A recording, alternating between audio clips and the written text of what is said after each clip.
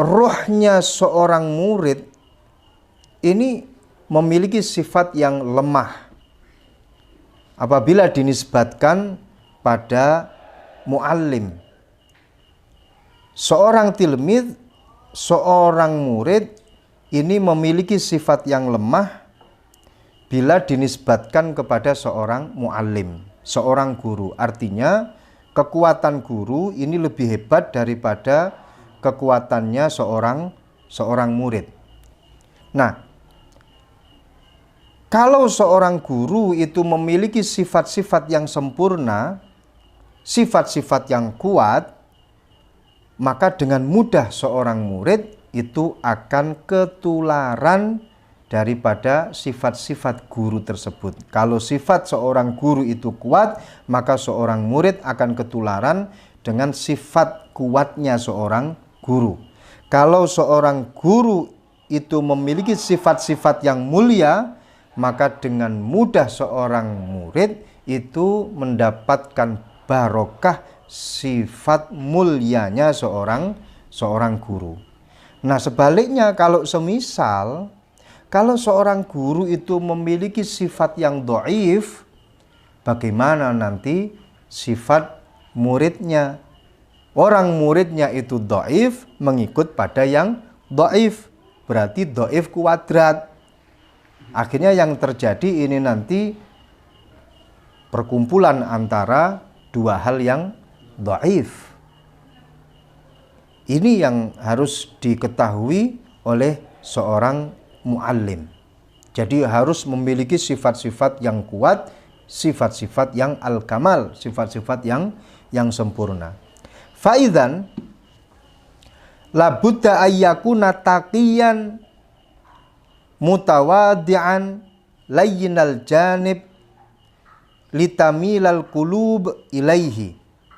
Maka dari itu seorang guru dalam kitab Taisirul Khalaq di situ dikatakan ayyakuna taqiyan, harus memiliki sifat takwa kepada Allah. Mutawaddi'an, harus memiliki sifat tawadhu. Layyinal janib, harus memiliki sifat kasih sayang, ngayomi.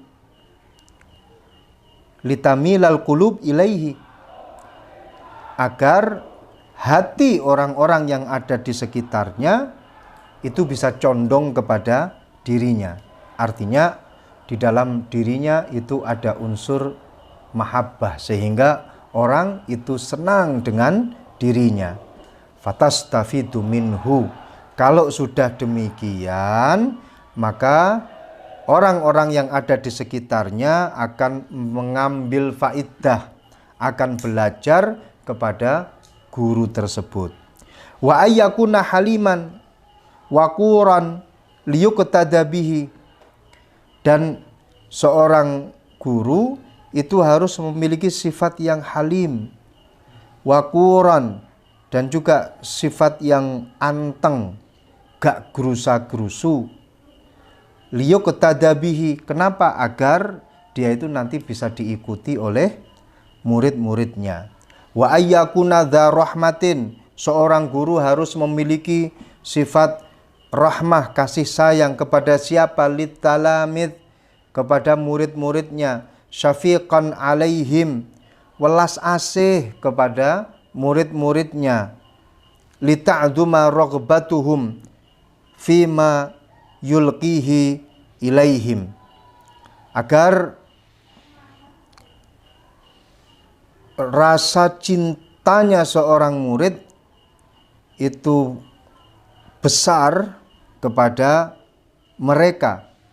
Rasa cintanya kepada seorang guru ini besar, dan juga rasa cintanya atau keinginan seorang murid terhadap apa yang disampaikan oleh seorang guru ini besar, dan mereka para murid mengharap akan ilmu dari gurunya.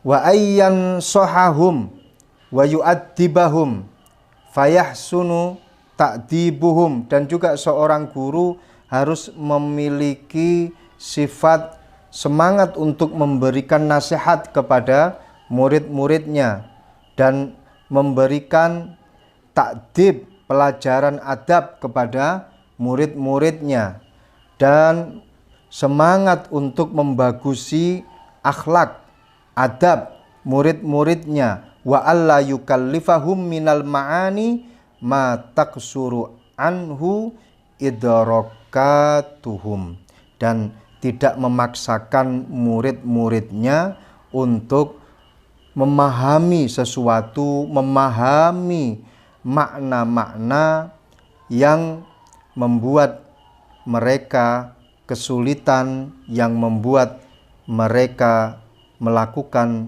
kesalahan. Apa yang disampaikan oleh seorang guru ini harus sesuai dengan kadar akal murid-muridnya. Maka dari itu khatibun nas biqadri uqulihim. Ketika kita bicara kepada manusia, harus kita mempertimbangkan sebesar apa akalnya, sekuat apa akalnya. Jadi ketika kita bicara dengan mereka, ketika akalnya, kekuatannya itu sekian, maka inilah yang harus kita berikan, porsinya ya sekian, karena memang wadahnya itu ya sekian. Ini yang dikatakan sebagai seorang guru yang bijak. Jadi tidak terus memaksakan kepada murid-muridnya, kamu harus memahami ini, padahal dia belum waktunya untuk memahami pelajaran tersebut. Harus sesuai dengan kondisi akal murid-muridnya. Adabul muta'allim. Fasal yang menjelaskan tentang adabnya orang yang mencari ilmu.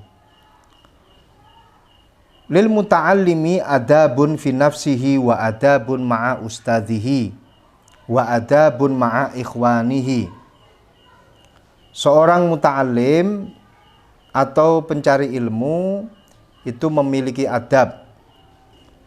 Adab dengan siapa? Yang pertama adab fi nafsihi, adab yang ada kaitannya dengan dirinya sendiri. Kemudian adab ma'a ustadhihi, adab dengan ustadznya. Wa adabun ma'a ikhwanihi, adab bersama dengan rekan-rekannya. Amma adabuhu fi nafsihi fakasiratun. Minha tarkul ujub. Adab yang berkaitan dengan dirinya ini banyak sekali.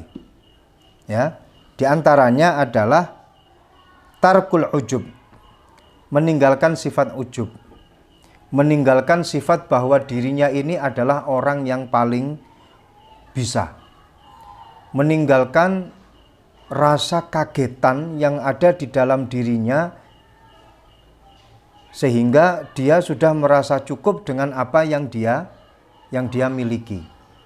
Jadi kan kadang kita itu, naudzubillah, ada orang yang merasa kalau dirinya itu, wah aku ini sudah luar biasa. Tapi ini bukan termasuk bagian daripada sifat syukur atau tahaddus bin ni'mah, bukan. Tapi dia merasa bahwa dirinya ini luar biasa, kebanggaan yang identik dengan hal-hal yang negatif, cenderung pada arah takabur. Aku ini luar biasa. Kalau sifat ini kemudian dirawat di dalam dirinya, maka yang akan terjadi adalah takabur.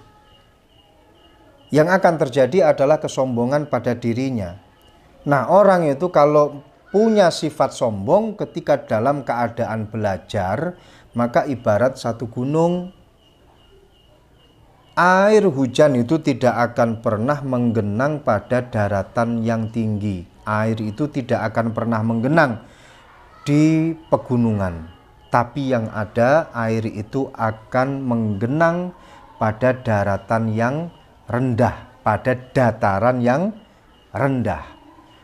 Ilmu itu ibarat daripada air hujan.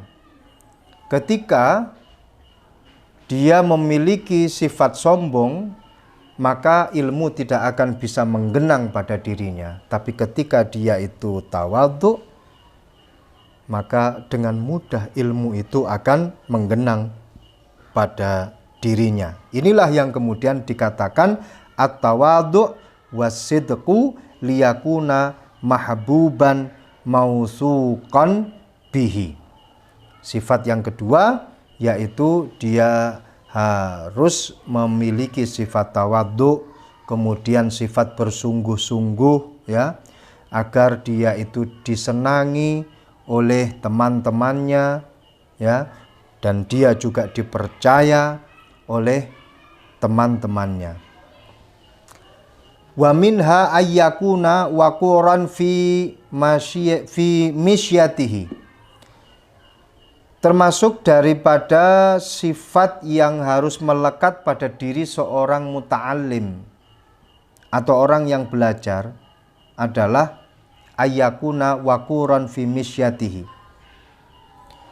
Dia harus memiliki sifat yang tenang. Dia harus memiliki sifat yang anteng, tidak gerusa-gerusu. Dia harus memiliki pemikiran yang dalam, ya, tidak gerusa-gerusu dalam melakukan aktivitasnya dan mengambil keputusan. Ghaddan tarfahu 'anin nazar ilal muharramat, dan dia juga memejamkan matanya ketika dia melihat hal-hal yang diharamkan oleh Allah Subhanahu wa taala. Jadi yang namanya orang belajar itu harus waquran fi misyatihi. Kemudian ghaddan tarfahu 'anin nazar ilal muharramat. Kita teringat dengan apa yang terjadi pada Imam Syafi'i radhiyallahu anhu yang curhat kepada gurunya yaitu Imam Waqi'. Syakautu ila waqi'in bisu'i hifdzi. Imam Syafi'i curhat kepada Imam Waqi', gurunya, tentang hafalannya yang jelek. Kemudian didhawuhi oleh gurunya, bitarkil ma'asi, tinggalkanlah kemaksiatan. Nah, ini menjadi satu nasihat bagi kita bahwa kesuksesan orang dalam mencari ilmu dan menghafalkan ilmu ini adalah dengan meninggalkan kemaksiatan, dengan meninggalkan perkara-perkara yang haram. Wa ayyakuna aminan ala ma utiyahu minal ilmi. Kemudian dia orang yang bisa dipercaya dengan ilmu yang dia dapatkan. Fala yajibu bi ghairi ma ya'rifu.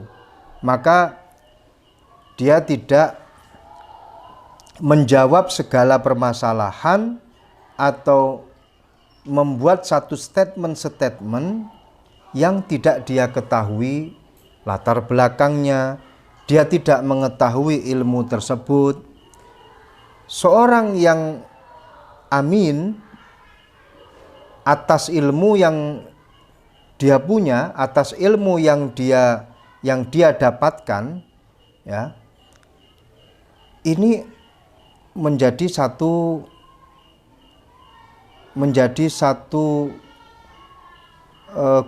golongan yang disebut sebagai orang yang insya Allah min ahlil jannah, dan dijauhkan dari siksa api neraka. Karena apa? kaitan antara ilmu yang dia miliki dengan kepercayaan yang ada pada dirinya ini nanti berimbas pada amal dari ilmu yang dia dapatkan. Jadi ketika dia dipercaya dalam ilmu tersebut, maka amaliyahnya ini pasti akan sesuai dengan ilmu yang dia miliki.